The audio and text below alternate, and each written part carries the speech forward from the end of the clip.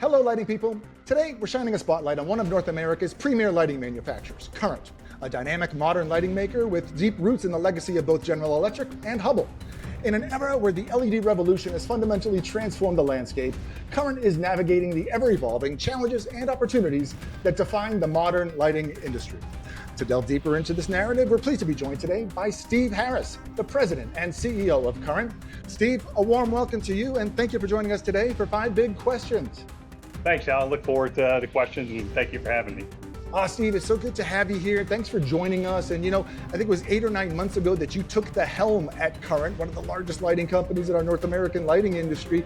And unlike a lot of us who have, been drinking the lighting industry Kool-Aid for 5, 10, 20 years or more, you come from an industrial background, not necessarily a lighting background. You were the CEO of an industrial company for about 10 years before hopping on board and to lead Current. So I always enjoy hearing the perspectives of someone like you who has transferable knowledge and experience and now applies it to our beloved lighting industry. What are your impressions of the commercial industrial lighting industry, and how is Current poised to succeed within it? Yeah, good question. So you're right. I've been at Current actually 7 months now. Seems like a lifetime, and I'll continue to learn every day. Yeah, like you said, it's an established market. A lot of I think the go-to-market strategy is well defined. Maybe it's unique to the lighting industry, and our customers tend to be very diverse and actually pretty demanding. The one thing that's helped me a lot is I have a great team here, whether it's in the commercial segment, engineering, any of the operations, team with tons of experience. And I tend to rely on those guys every day as we make decisions and navigate the day-to-day business. Another thing I found is we really do have a strong agent network and also a pretty good distributor partner network. And what that allows us to do is be strong in the local markets. One of the things I've learned over the first 7 months is that a lot of those lighting decisions tend to be made locally, right? So we have to have that representation and be present in the local markets. Like I said, the company's been through a lot. It's been a dynamic environment for the last couple of years. You look at it, we've taken the GLI business and the Hubbell business, put them together, we've optimized our footprint. We put in a new business system. Just 7 months ago, we brought a new CEO, myself. We brought Barry Webb, the new CFO, at the same time. One of the things we try to do is maintain our focus on being an agile organization and trying to be really proactive and responsive to our customer needs. It sounds like you're doing all the right things. And yeah, I guess as we record this in February of 24, it's been 2 years now since you closed on the acquisition of Hubbell's commercial industrial lighting business. So yeah, it feels like things are gelling. And you mentioned a lot of changes that are happening both internally, but the industry has seen lots of changes as well. And we'll dig into some of the ways that your company is directing and navigating through those. But you mentioned the team, and I agree. Sometimes a leader like you need to surround yourself as a head coach with a lot of good assistant coaches, and it seems that you've done that. What are you telling the team? What are the priorities of the business? What are they being directed to achieve as far as the most important goals of the organization right now? Yeah. First and foremost is we're trying to create a customer-centric culture and really trying to ensure customer satisfaction. Like wherever I've been through a couple companies here over the last few years. And if we take care of the customers, the business side gets to be a lot easier if the customers are happy. So we're really focused on making the customers happy. And that's in terms of providing the best-in-class service, in terms of on-time delivery and quality, as well as trying to be a company that's easy to do business with. We've been through a lot of changes, and that portal into our company and the ease of doing business is really important to me. Next is new product development. We're trying to make sure we're meeting the customer's needs and investing in new products that the companies and our customers need and want. One of those is enhancing our controls environment. As you know, we've invested a lot in our controls and in the NX and our overall controls strategy over the last couple of years. In fact, in the last 24 months, we've introduced 22 new products. And those projects range in a wide gamut. It's connected lighting, it's digital room control, both wired and wireless, software and mobile applications, as well as outdoor wireless solutions.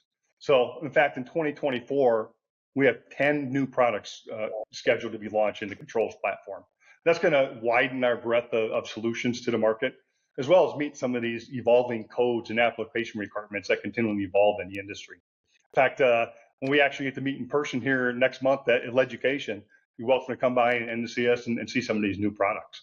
But I think as I look back and I understand the market, these investments I think have made our controls platform as well-rounded and probably as capable as anybody's in the market. So we're really proud of where we've been with the controls platform.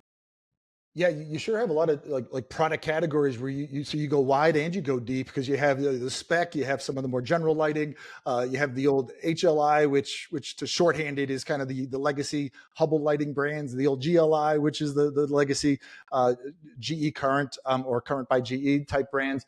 You have lamps and controls, like you mentioned, so lots of different areas. So it makes sense that you're having all those product launches, but boy, that's a lot of resources and R&D that goes into that, as well as those marketing and salespeople bringing it over the goal line. So congrats on all that progress. And when you look at the legacy that predates your arrival, when Current came in and acquired the commercial industrial business of Hubbell, that was the story of the year. That was a story of 2021. It was announced late in 2021.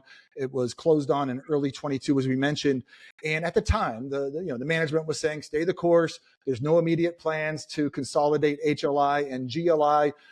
Yet over the years, over the last couple of years, we've seen some of that happen, where some of your local rep forces have now taken on the entire HLI GLI, where they had been previously separate. So we haven't seen it everywhere, but we've seen it in some significant places, and it's happening, recently in various markets as well. So what's your message now to the markets, to your agency partners, your distributor partners and specifiers who specify your products?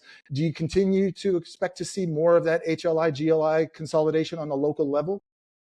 Yeah, that's a good question, because it's very analogous to my last company was at Shape Technologies. You had mentioned I was there for 9 years. We did a similar thing. We brought two of the industry leaders together in a common market, and we had that same dilemma. How do we handle this in the market? And we ended up keeping a completely separate change to the market, right? Market change, and we kept them completely separate. And I think that's the plan here with HLI and GLI. Our plan is to manage them and do it completely independently. As you said, there are a few cases where we put them together where it made strategic sense, but the plan is to continue to manage them separately. The one thing we are taking advantage of by bringing these two companies together is some synergies that happen because we brought them together, such as back office support, technology engineering, sharing some of that to make sure we have the best go-to-market strategy, customer service, making sure we're providing the best customer service to our customers. Those areas where we can get some synergies we brought together. As I said, the intent is to fully manage these separately in the two networks. Okay, and so when you look at those synergies, you didn't mention manufacturing. Is there a manufacturing synergy where some of the same stuff is made for HLI and not same stuff, where HLI brands and GLI brands have stuff being made in the same factory in Mexico or somewhere else? There is. In one of our Mexico factories, we make both products, and where it makes sense, every factory has got its own specialty. So we've moved and moved things around to make sure. But much of that factory movement and stuff is all settled down now, and we're pretty good. But we have taken advantage of some manufacturing synergies as well. Yeah, that all makes sense, and it's invisible to the market, and it helps you folks, manage your costs more effectively, so you can deliver that at lower price to your end customer. So, thank you for that update. When you look at your past experience, you'd mentioned Shape Technologies. That also is a portfolio company of American Industrial Partners, who's a private equity firm that owns Current as well. But they're not the kind of the stereotypical private equity firm that gets the ire of some people. That's like, oh, they're just in it for a quick flip, like flip this house and 2 years later they sell it off. There's a long legacy of AIP holding on to companies for a long time, and I was hoping you might be able to give us more perspectives, especially those that are antsy about private equity firms. Help us understand why AIP, or if AIP is different than maybe some of those negative stereotypes about PE firms that are out there. Yeah, you're right. PE, maybe well earned in some cases, has earned a pretty bad reputation, right? So in the market, we all see that. But as you said, my last company was an AIP company as well. Was there for 8 years before they're just in the sale process now. But for this company, AIP pulled the GE C&I business out in 2019, added the HLI business in 2022 with the goal of growing the combined businesses. And AIP's been supportive. They're in it for the long term, for growth, and how they can make the company better. As I look back and prior to me getting here, what AIP supported the company as we integrated the companies together. They had a lot of experience doing that, and they helped us to minimize impacts on the business and our customers as we pull these together. Um, Again, a lot of these companies are quick turn. AIP isn't. It's a long-term focus. You know, at some point we're PE owned, so we're going to sell, but there is no timeline for us to sell. There's nothing driving us to sell. Right now, our team's focus is on profitable growth and making the best C&I lighting supplier we can in the industry. And when we do sell, the goal is that it's invisible to the employees and more importantly to the customers. It'll be a non-event when it sells.